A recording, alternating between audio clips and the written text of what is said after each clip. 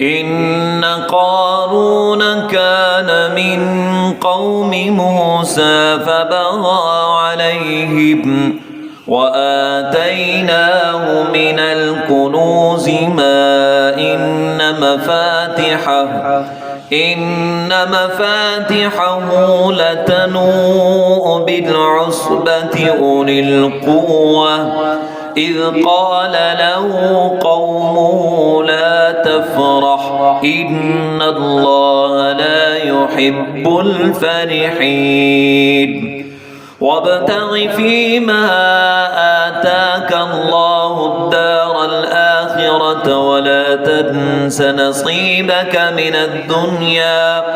وأحسن كما أحسن الله إليك ولا تبغ الفساد في الأرض إن الله لا يحب المفسدين